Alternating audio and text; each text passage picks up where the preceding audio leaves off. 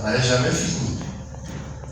On va aller doucement parce que nous allons essayer ou sinon expliquer le fruit de l'esprit. Frères et sœurs, Jean-Baptiste disait il faut que Jésus croisse et que lui diminue. Dans Jean 3, verset 30. Il dit qu'il faut qu'il croisse et que moi je dis. Quand on parle de Jésus qui doit croître, Jésus doit croître en nous. Et ce qui doit diminuer en nous, c'est tout ce qui est nous, tout ce qui est charnel, tout ce qui n'honore pas Dieu doit diminuer. En fait, l'expression diminuer voudrait dire disparaître. Il faut que tout ce qui est nous disparaisse pour laisser la place à Jésus. Donc dans notre vie, le but de Dieu est que nous-mêmes nous puissions disparaître afin que seul Jésus existe. C'est ce que Dieu poursuit dans notre vie. Dieu veut que son Fils soit vu au travers de chacun de nous. C'est pourquoi l'œuvre du Saint-Esprit est justement de faire croître la vie, la nature, les sentiments et tout ce qui est propre à Jésus dans notre vie. Je vais parler doucement. Donc, si nous parlons, nous avons beaucoup parlé du Saint-Esprit au début, la personne qui fait croître le Christ en nous, c'est le Saint-Esprit. C'est pourquoi il nous a été donné. Et nous avons dit que Jésus a dit il était avantageux qu'il s'en aille afin que vienne le Saint-Esprit. Et donc l'action et l'œuvre du Saint-Esprit est donc de faire croître la vie, la nature, les sentiments de Jésus-Christ dans notre propre vie et de faire disparaître tout ce qui est du vieillard, notre vie ancienne. Frère, on est chrétien par grâce, parce que Jésus, Dieu, nous a aimés et nous veut dans son ciel. Alléluia. On avait dit ici une phrase: Dieu n'a pas voulu qu'il y ait le ciel sans toi et moi. Dieu n'a pas supporté que le ciel puisse exister sans toi et moi. C'est pourquoi la Bible dit il a tant aimé le monde, il a donné son Fils, afin que quiconque croit en lui soit sauvé. Le salut, c'est pas quelque chose de simple, c'est un miracle. Le salut, c'est un miracle. Mais un miracle de la transformation intérieure de l'homme. Ce n'est pas un miracle qu'on voit comme quelqu'un qui avait un palu après la prière n'a plus. Tu ne peux pas voir ça de tes yeux. Mais cela se manifeste par une attitude, par un comportement, par une nouvelle manière d'être et de vivre. C'est le miracle du salut. On ne peut pas parler du salut sans transformation intérieure de l'homme. C'est pourquoi le salut, le miracle du salut commence par dedans et se manifeste à l'extérieur. Est-ce que je parle à quelqu'un? Ça commence à l'intérieur. C'est pourquoi je n'aime pas trop la phrase que les gens prononcent lorsqu'ils sont en face de quelque chose et que plutôt ils font des œuvres qui n'honorent pas Dieu, qu'on leur fasse remarquer, ils disent non, tu me juges, car Dieu voit le cœur. Expliquez-moi comment peut-on dissocier les œuvres de l'homme et l'état de son cœur. Jésus a dit, c'est du cœur de l'homme que viennent toutes sortes de méchancetés. Donc ce n'est pas un jugement. Tes œuvres traduisent l'état du cœur. Si tu insultes quelqu'un, c'est que ton cœur l'a insulté.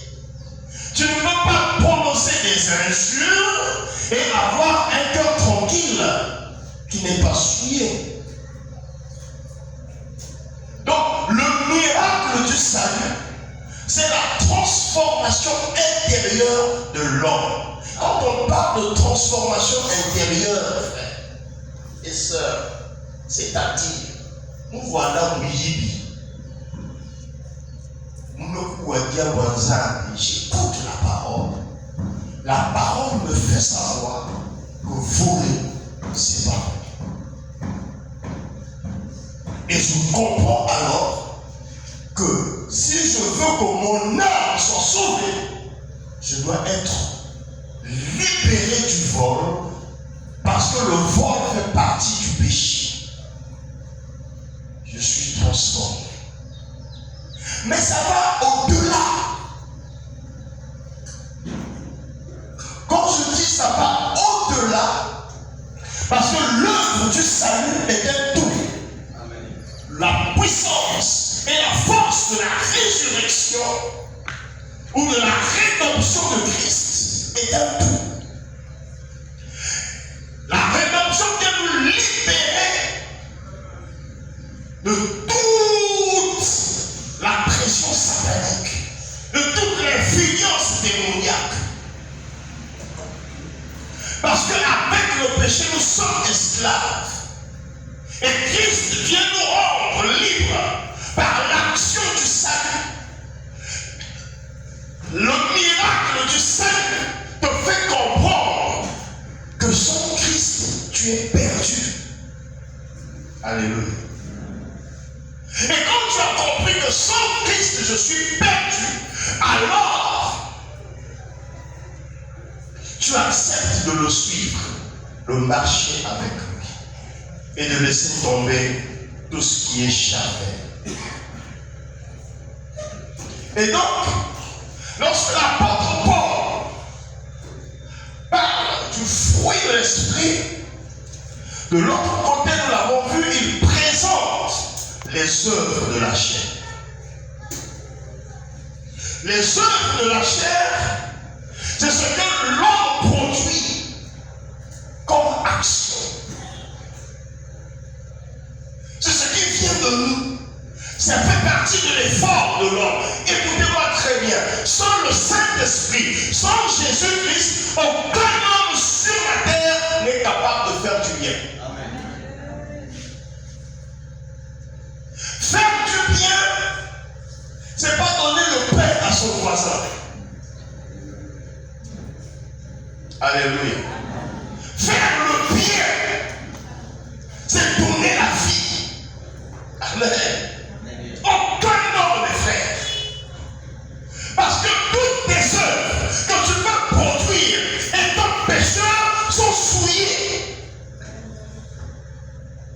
Aucune œuvre accomplie dans le péché peut être bonne et acclamée devant Dieu. Ok. Alléluia. Parce que la nature humaine voudrait que quand je t'ai donné mon bout de pain aujourd'hui, demain quand j'aurai faim, je viens toquer à ta porte, que tu fasses la même chose pour moi. L'amour du monde est basé sur les intérêts. Le bien du monde est basé sur l'intérêt. Mais l'amour du Christ, le bien dont on parle, n'attend rien de celui à qui on fait du bien. Donc, aucune personne ne peut faire le bien s'il n'a pas Christ. C'est pourquoi l'apôtre montre que les œuvres des hommes, c'est-à-dire que de l'homme, du cœur de l'homme, ne peut pas venir des bonnes choses. Il parle du fruit de la chair, de ce que l'homme charnel produit comme action, comme sentiment, comme œuvre. Et ces œuvres, la Bible dit, tous ceux qui l'accomplissent n'héritent pas le royaume. Et de l'autre côté, il fait un contraste avec le fruit de l'esprit. Imaginez, pour la chair, il parle des œuvres. Mais pour l'esprit, il parle du fruit. Un seul fruit. C'est au singulier. On ne parle pas des fruits de l'esprit. On parle du fruit de l'esprit. À souligner, bien sûr. Alléluia. Amen. Le fruit. Pourquoi est-ce que le fruit, parce que si on parle d'un fruit, on imagine un arbre qui produit. Mais ici, mes frères, est-ce que le fruit dont on parle, c'est quelque chose qui est extérieur à toi? C'est quelque chose d'autre? Non, le fruit de l'esprit, c'est toi. Est-ce que je parle à quelqu'un? C'est toi qui vas devenir le fruit que l'Esprit Saint va produire pour la gloire de Christ. Là, me dire, ah, berger, c'est un peu compliqué, mais ce n'est pas compliqué, c'est aussi simple. Parce que nous sommes des enfants de Dieu. Alléluia. Écoutez, vous êtes le fruit de Dieu. Est-ce que quelqu'un croit qu'il est un fruit de Dieu? Amen. Vous êtes le résultat de la mort et de la résurrection de Christ. Généralement, si vous voulez comprendre parfois certaines choses de Dieu, faites-vous des images. Jésus, c'est quelqu'un qu'on envoyait à la guerre. C'est-à-dire que Dieu dit, je vous donne une image, Dieu dit, mon peuple sur la terre est menacé. On cherche quelqu'un, il n'y a pas un vaillant guerrier qui peut aller combattre l'adversaire des hommes. Jésus dit, envoie-moi Père, je vais y aller, car j'en suis capable. Il dit, c'est un risque, il dit, je pourrais le faire. Jésus descend, il vient à la bataille. Il vient, il combat le diable, il combat la sphère satanique, les démons, les magiciens, il combat les forces des ténèbres. Et la Bible dit qu'il a vaincu le monde, il a vaincu le diable, il a vaincu la mort et le séjour des morts. Il les a pris tous et les a livrés en spectacle, en triomphant sur la croix. Alléluia. Mais Jésus, c'est un guerrier qui est venu en mission. Mais quand on t'a envoyé en mission, quand tu repars vers celui qui t'a mandaté, tu dois présenter des résultats. Alléluia. Et le résultat que Jésus présente au Père, c'est toi et moi. Dis, Père, je suis allé combattre, j'ai pu conquérir en rouge. Je te le ramène. Je te ramène Frise, Père. Je te ramène Mich. Je te ramène Valérie. Je te ramène Fernand. Je te ramène Guy. Père, voici le résultat de ma conquête. Et là, on lui a donné un nom qui est au-dessus de tous les noms. Parce qu'il a vaincu. Alléluia. Vous êtes et nous sommes le fruit de son travail. Et pas n'importe quel travail. C'est pourquoi les bien-aimés, ne prenez pas votre salut à la légère. Ne prenez pas le salut à la légère. Vous êtes le résultat de la souffrance du Christ.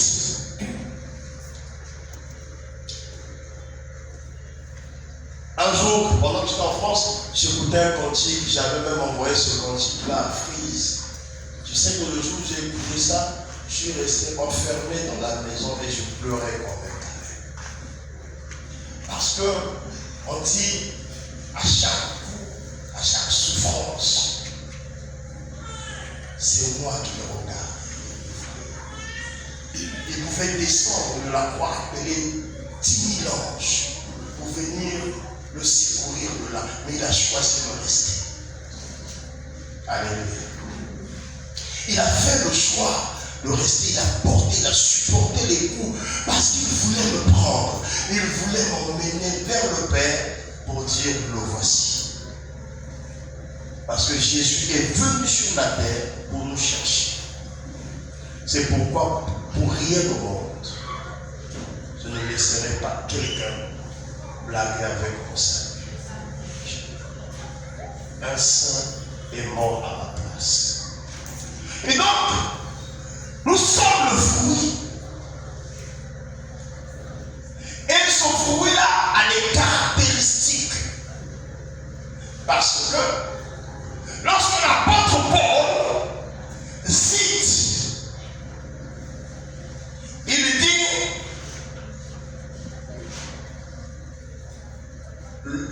le fruit de l'esprit.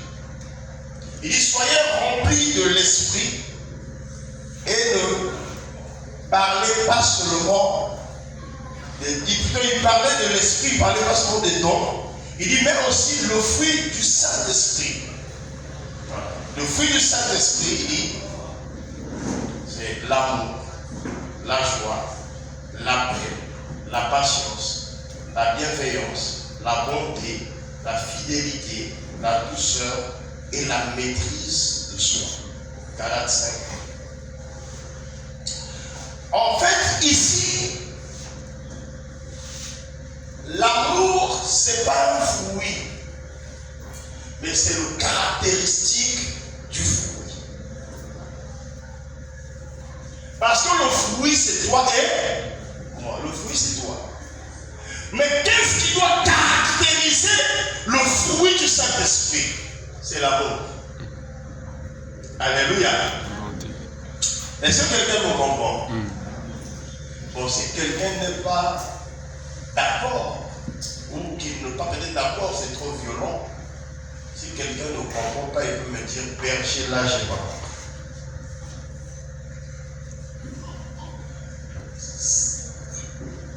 C'est-à-dire qu'il n'y a qu'un gourmand. Fruit qu'un gourmand. Maintenant, goût, il y a un gourmand. Parce que quand on mange un fruit, chaque fruit a son goût. Prémisse.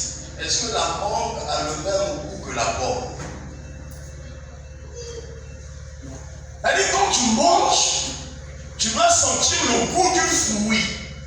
Quand il n'y a pas le goût, tu dis, ah, il y a une mangue qui n'a pas le goût à mangue, parce qu'il y a un mangue à mangue. Parce que tu connais le goût de la mangue. C'est toi le fruit. Quand on te mange, est-ce qu'on a le goût de l'amour? Est-ce que vous comprenez bien? C'est-à-dire quand tu es le fruit de Dieu, planté. Pourquoi? Parce que Dieu, Jésus dit, nous sommes des sarments. C'est-à-dire qu'on est enraciné dans un arbre. Et Jésus dit, tous ceux qui restent attachés dans Jean 15 doivent porter du fruit. Et chaque fruit, comme je disais tout à l'heure, a un goût. Quel est le goût de ta vie devant Dieu? Parce que lorsqu'on te voit, on te goûte. La première chose que l'apôtre Paul désire, c'est l'amour.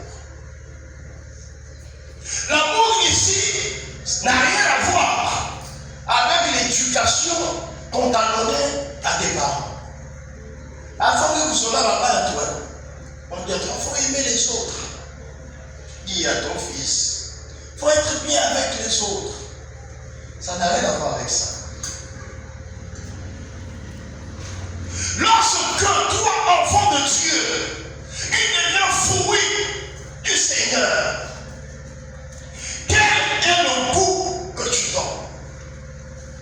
Qu'est-ce qui caractérise ta vie? L'apôtre Paul cite en premier l'amour. Et en grec, l'amour est désigné par plusieurs mots. Le premier que j'ai noté, c'est Eros. Eros, c'est l'amitié et l'affection entre proches. Ça veut dire qu'on a bien. La minute pour moi, c'est fort bien le sol. Il va même beaucoup lire en grec Eros. C'est-à-dire que Bat que Zolasana, mais tu as bien. Ça n'a rien à voir avec l'amour de Dieu. Amen. Parce que maintenant, sur la salle ou bien, parce qu'il y a des liens entre les deux. C'est pas vrai. Nani kala fait l'ennemi n'a pas il est rendu black. Ah ouais. Mais toi, Nani n'a pas cette chose. Calme. Et pour qu'il y ait surtout cas, il faut dire bien sa action. Il y avait des symboles, des petites choses, mais qui signifient beaucoup de choses. Faut vous voir l'ennemi, et vous donnez les hommes maintenant, faut l'ennemi. Fais, faut même voir ça qui est au Sénégal. Mais nous avons là, il faut nous attaque. Donc, pas besoin de la ligne, il y a ma grec, Eros. Eros, ni sentiment, le sol de l'envers entre béto, même que ma pote, même que ma camarade, ma copine, la CP, comme on dit aujourd'hui. Mais ça n'a rien à voir avec l'amour de Dieu. Il y a ce qu'on a besoin de ça. Phila. Phila, besoin de l'amitié ou l'affection. C'est-à-dire plutôt, non, Eros, c'est désir passionné. Excusez-moi, j'ai lu avant l'autre. Et Eros, c'est désir passionné. Voilà. Désir passionné, c'est-à-dire que nous, Zola, par exemple, j'aime l'iPhone. Je suis passionné à téléphone et à iPhone. Et donc, même si il y a sur iPhone 16, iPhone 17, même à Sika, quelle que soit la crise, même quand on soit iPhone 17, parce qu'on est passionné d'ailleurs. La passion. Mais il n'y a pas besoin tout à l'heure que ni Phila, l'amour entre, l'affection entre les proches. Mais, troisième mot-clé, agape. Agape, nous l'avons comme le niveau. Alléluia. Est-ce que vous me suivez? Agape. Mais avant agapé, peut-être aussi astorgé. Astorgé, c'est la tendresse familiale. Astorgé, la tendresse familiale. C'est-à-dire que nous avons moins d'énergie. Moins d'énergie, plus tard, tu es tendre avec ton enfant, tout ça. Tu as l'amour. C'est il faut un sous. Mais ça n'a rien à voir avec l'amour. Ça, c'est propre à la nature humaine. Maintenant, au niveau, il y a agapé.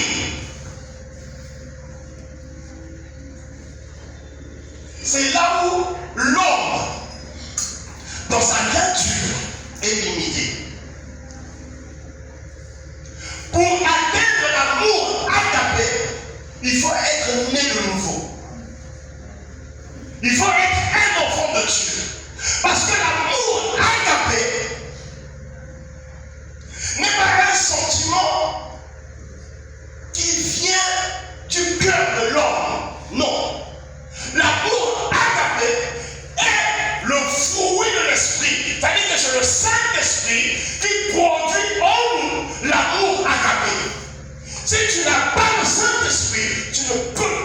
avoir l'amour agapé.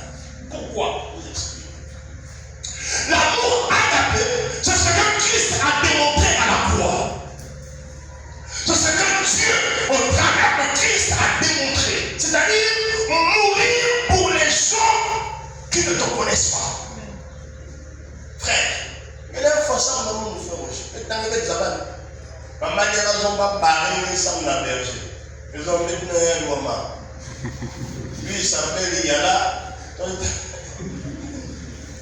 Alléluia. Donc, nous avons notre fondement au soin. Et on va appeler ça la même plus pour nous appeler ça RSI. Mais l'amour agapé ne choisit pas. C'est pourquoi l'amour agapé de Dieu est inconditionnel. L'amour agapé ne pose pas les conditions pour aimer. Non, frère. L'amour agapé demande à ce que tu aimes ton ennemi, ton adversaire. Parce que l'homme dans la nature humaine, quand vous lisez la loi, était adversaire de Dieu dans ses œuvres. Mais Dieu n'a pas tenu compte de ce que nous étions. Il est mort pour nous. Alléluia. Et donc, le fruit de l'esprit, le goût du fruit que tu es, c'est l'amour. Mais l'amour agapé. L'amour agapé ne choisit pas, frère. Dans l'amour agapé, il n'y a pas de vili, il n'y a pas de bébé, il n'y a pas de mochi, il n'y a pas de téké, il n'y a pas de kouyou, il n'y a pas de momitaba, il n'y a pas de kamba, il n'y a pas de, je ne sais pas comment, des ethnies que nous avons par exemple chez nous. Dans Romains 5, le verset 8, nous allons lire cela.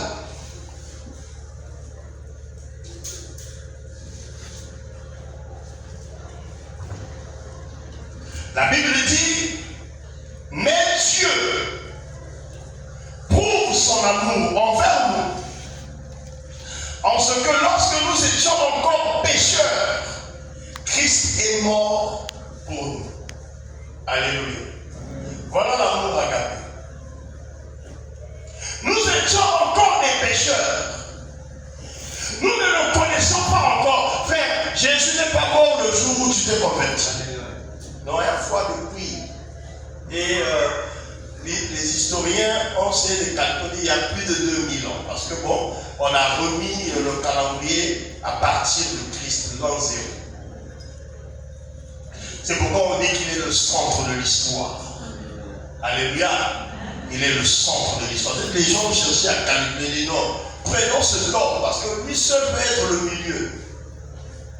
C'est pourquoi quand tu étais à l'école, tu étudiais, on te dit 6000 ans avant Jésus-Christ, 300 ans après Jésus-Christ. Il est le centre de l'histoire. C'est-à-dire que Jésus, il vient unifier le passé et le présent, il en fait un. Alléluia. C'est pourquoi lui, il est l'accomplissement de ce qui avait été dit par les prophètes. Et il a établi la vérité. Et à partir de lui, tout ce qui se dit par lui. C'est pourquoi la Bible dit, ceux qui sont venus, vos pères, Dieu dans les temps anciens nous a parlé par les prophètes, mais maintenant, alléluia. C'est pourquoi laissez tomber. Que tous ceux qui disent le prophète de la fin des temps, non frère. Dans le temps présent, la Bible dit, Dieu nous parle par le Fils. Dans les derniers temps. Maintenant, un prophète encore va venir me dire quoi? Si la Bible dit que dans le temps, dans les derniers temps, Dieu, on ne dit pas, il nous parlera. Non, frère, ça que son ami. Alléluia. Il a parlé par le Fils, il a clôturé. Il n'y a personne qui viendra encore dire autre chose. Et même quand le Saint-Esprit vient écouter, on dit, le Saint-Esprit, quand il viendra, même au Saint-Esprit, on a dit au Saint-Esprit, tu ne parleras pas de toi-même. Alléluia. On a dit au Saint-Esprit, quand tu vas partir là, ne parle pas de toi, mais parle de Jésus. Maintenant, un individu fait de chair et de sang, celui qui va venir nous parler encore Alléluia. Même qui peut vivre. Même qui peut vivre. Alléluia. Donc vous voyez que avant même Jésus est mort. Avant même que nous puissions le connaître plutôt. Avant même que nous puissions le connaître, il est mort pour nos péchés. Donc il n'avait pas attendu que tu naisses. Il n'a pas attendu que tu le connaisses. Mais il est mort pour toi avant même que tu n'existes. Il a manifesté l'amour. L'amour agapé veut dire donner ce qu'on a de péché. Se donner à la place des autres. Alléluia. Et c'est ce que Dieu attend de nous. Parce que nous avons dit que le Saint-Esprit vient produire en nous les sentiments, la vie de Christ. Et Dieu veut que nous puissions manifester l'amour agapé.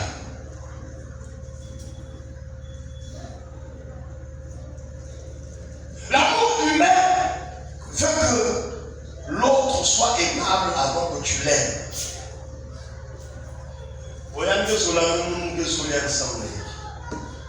C'est ce que nous disons. C'est-à-dire qu'on exige la réciprocité. C'est-à-dire que si nous aussi, mais l'amour agapé dit le contraire. Alléluia. L'amour agapé dit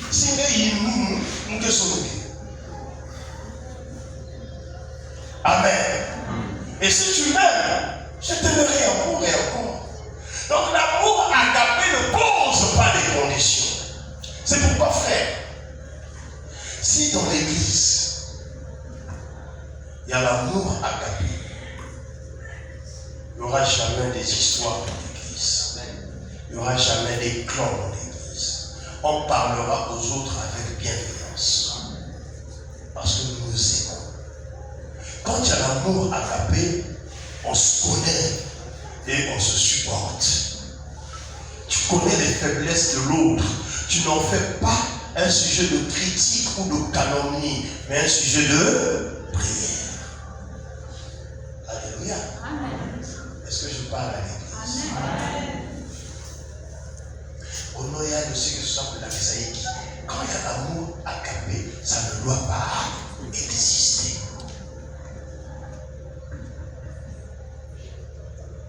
Oh non, ma il y a aussi, il ne faut pas s'aligner de ma cotisation. Quand il y a l'amour agapé, on ne parle pas. Amen. Il ne va pas qu'à l'église, il va s'aligner de ma cotisation.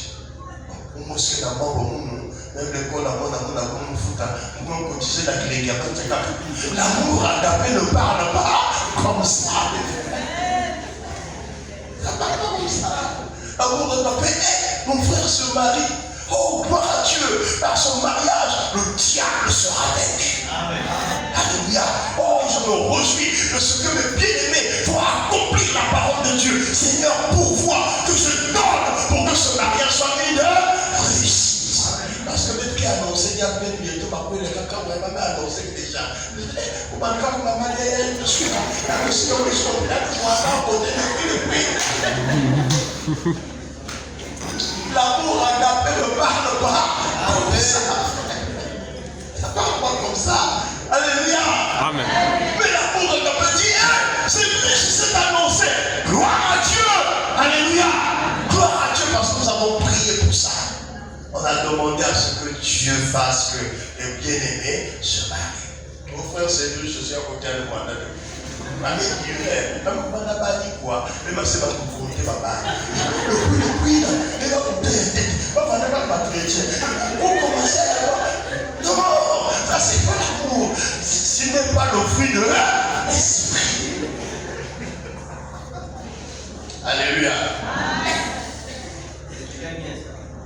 L'amour agapé donne le meilleur de soi.